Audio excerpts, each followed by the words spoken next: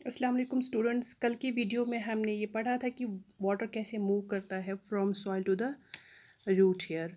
इस वीडियो में हम पढ़ेंगे कि वाटर कैसे मूव करता है लॉन्ग द जाइलम वेसल। देखो, जो वाटर है वो कंटिन्यूसली मूव करता है upward in the xylem vessel because of the two properties of water molecules. एक प्रॉपर्टी उसकी कोहेसिव प्रॉपर्टी है। ये ऐसी प्रॉपर्टी है जिसके थ्रू जो वाटर मॉलिक्यूल्स है वो एक दूसरे से जुड़ कर रहते हैं, बाइंड होकर रहते हैं। दूसरा जो फोर्स है that is the adhesion force. ये ऐसा फोर्स है जो कि वाटर मॉलिक्यूल्स और जाइलम वेसल्स के दरमियान है। ओके, और ये एडहेसिव फोर्स जो है यही एलो करता है वाटर को जो कि स्टिक रहता है जाइलम वेसल के साथ, walls of the xylem vessel के साथ। और इस एक्शन को हम कैपिलरी एक्शन कहते हैं।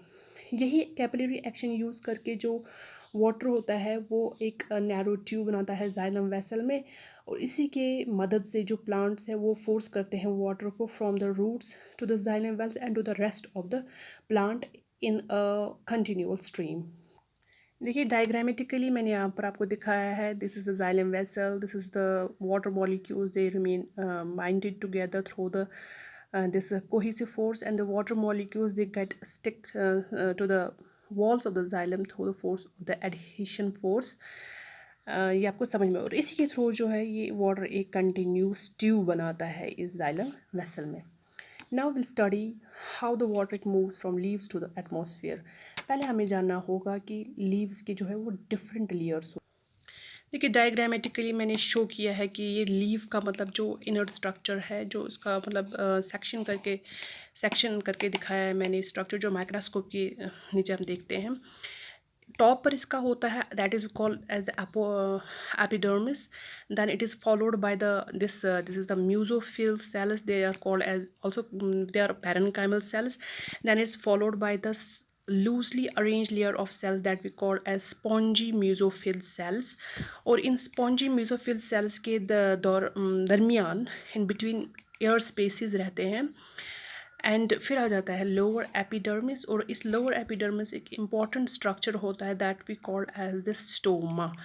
यही स्टोमा जो है इट्स इम्पॉर्टेंट स्ट्रक्चर जो इसमें रोल प्ले करता है। अब देखिए, दिन के दौरान क्या होता है कि जो हीट ऑफ द सन होती है वो क्या करता है कि it will cause the water to evaporate on the walls of the spongy mesophyll cells. और जो वाटर वेपर्स होते हैं वो क्या करते हैं, वो इक्यूमुलेट हो जाते हैं इन स्पेसेस में, एयर स्पेसेस में इक्यूमुलेट हो जाते हैं।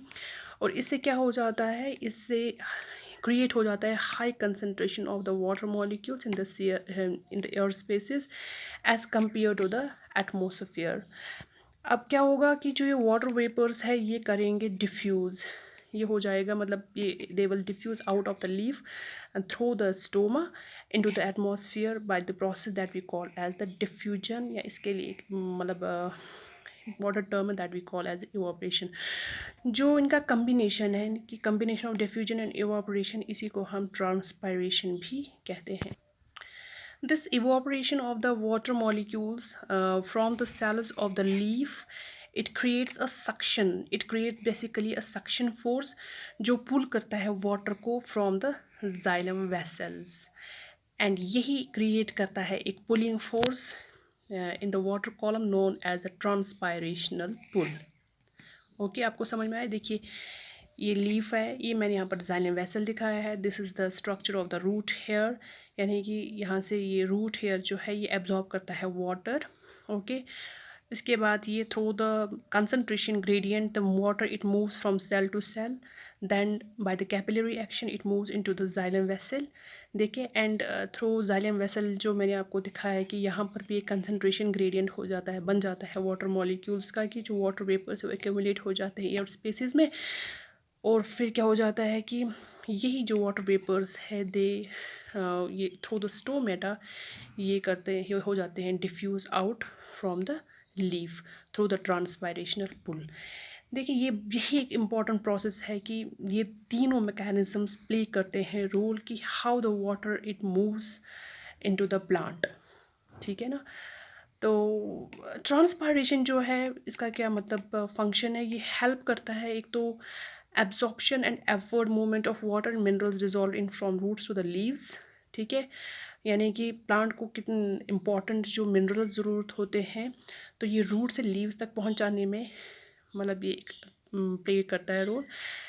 And also helps in temperature regulation, यानी कि ये कूलिंग इफ़ेक्ट रखता है ये, ठीक है ना। कूलिंग इफ़ेक्ट यानी प्लांट को जो है आप समझ लीजिए ये एक पंखे का काम भी करता है, जिस the process of transpiration. This was all about the transpiration in plant. इंशाल्लाह मुझे पूरी उम्मीद है कि आपको समझ आ गया होगा।